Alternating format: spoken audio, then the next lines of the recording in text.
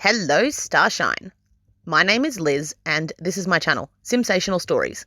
If you have not seen my videos before, and you enjoy this one, please like and subscribe, and maybe check out my other social media as well.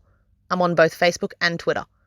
All relevant links are in the description below, and of course, if you're a Sims player and you'd like to download any of my characters, just search the hashtag Simsational Stories on the Sims 4 gallery. All original content is created by This Is Not Eric. Finally, before I begin my Simsational story, I'd like to issue this blanket content and trigger warning. The following story is just Sims, hey? I'm not going to apologise for treating them terribly, if that's what I've done. But I do want to assure you now that although I mean absolutely no harm, I completely understand if you feel unable to consume my content. Many loves, and we will catch each other on the internet elsewhere. Okay, so now we've gotten that over with. Let's go. Today's story is from Sunflower's story, and we're at chapter 6. If you have not seen previous chapters and would like to catch up, there are playlists available on my channel so you can hear the entire story in chronological order. The rest of us are going to move on from where we left off last time though. So without further ado. Once upon a long time ago, a young, beautiful Sim named Megan Andrews lived a very sheltered, idyllic-seeming life in suburban Willow Creek. Her father, John, worked in business, while her mother, Karen, was a politician, and as a result of their strong ambitions, her childhood was rather strict and structured. This led to some bitter conflicts with her parents. John and Karen just couldn't seem to relate to or understand their daughter, especially as she grew up and began to display erratic behaviours, such as mood swings and talking to herself. The Andrews were frustrated and confused, and didn't know how to parent through this unexpected turn of events. It was almost a relief to them when, at just 16 years old, their daughter decided to leave their home. Technically, she was listed as a runaway, of course, but it wasn't as if her parents ever really wanted her to come back. Megan, or Sunflower, as she began to refer to herself, was not the daughter they wanted to have. Sunflower went through some dark times during her first few weeks out of her parents' home, spending some time homeless on the streets of San Mishono.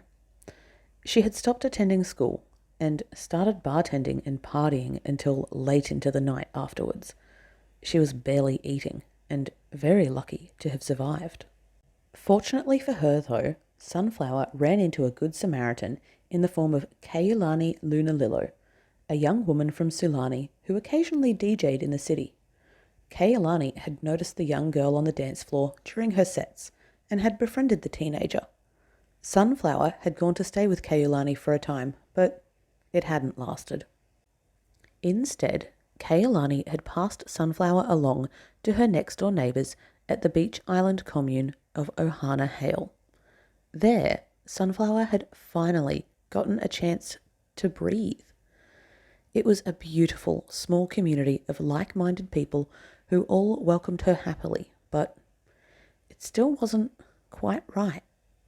That was about when Sunflower Andrews met Caitlin Spurlock and her spellcaster family, grandmother Eleanor, mother Esmeralda, and father Quinton.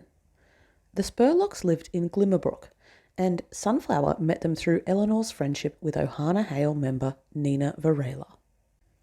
Nina and Sunflower had always connected strongly with one another.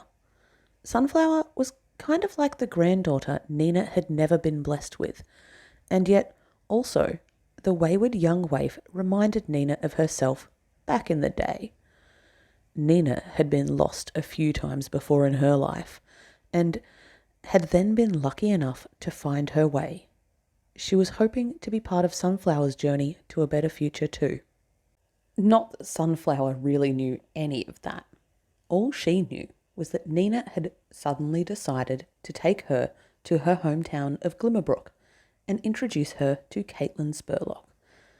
Sunflower was struck numb and dumb at first. She'd never met anyone like Caitlin before, but soon the girls were fast friends.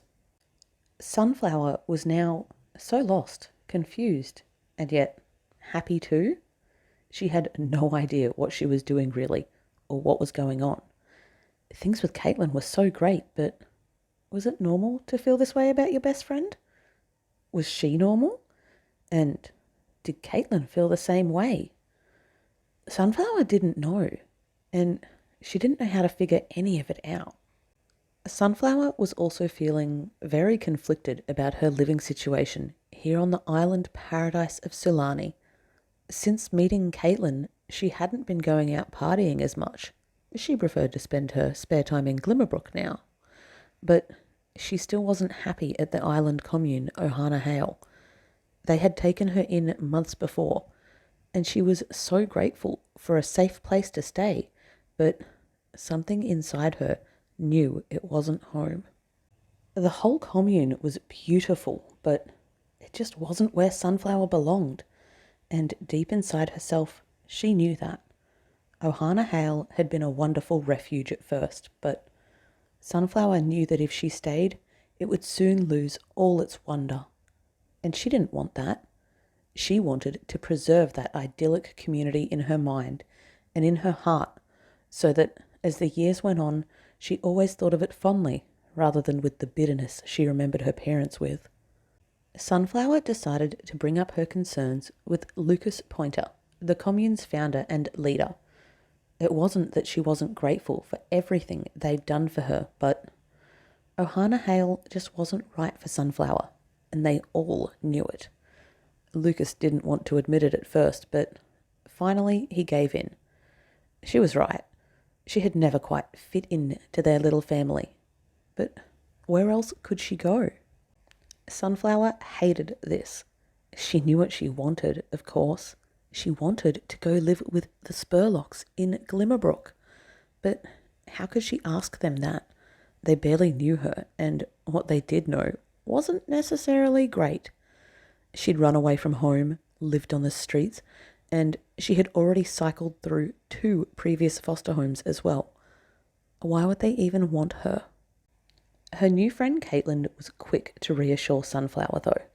Didn't the poor girl realize that the whole reason Nina had introduced her to the Spurlocks in the first place was to manifest this exact situation and future? Nina was a powerful witch and had foreseen that Sunflower's destiny lay in Glimmerbrook and with the Spurlock family. That was why she was there. It was true. Until now, Nina had kept her grand plan to herself and Eleanor, but now that Sunflower had brought the situation up herself, she could finally reveal all, or at least some things. Some things still had to progress naturally, but the idea of moving Sunflower to Glimmerbrook had finally come to light like it was always meant to. Eleanor Spurlock was a powerful witch and strong matriarch. She ruled her family with a firm yet kind hand, and she was confident that Sunflower would fit in perfectly with them back home in Glimmerbrook. Nina agreed. In the Spurlock household, Sunflower would finally begin to flourish instead of flounder. Nina herself was also a powerful witch, and Caitlin had not been lying to Sunflower when she told her that Nina had foreseen her future. She had, of course, kept most of it to herself. It was safer that way. But she was able to firmly reassure everyone that this was the right path for the young teenager. Despite Nina's kind assurances, Sunflower still left the commune of Ohana Hale behind her with some regret in her heart. She had once dreamed of making this island her home, and the wayward, rebellious runaway still half wished that it could be. But it wasn't meant to be. Instead, Sunflower was walking away again. And that brings us to the end of Chapter 6 of Sunflower's story. If you've enjoyed this video, don't forget to like and subscribe so you can tune in soon to hear the next chapter. And hey, maybe think about sharing my channel with a friend. Or don't, it's your life. Anyway, bye!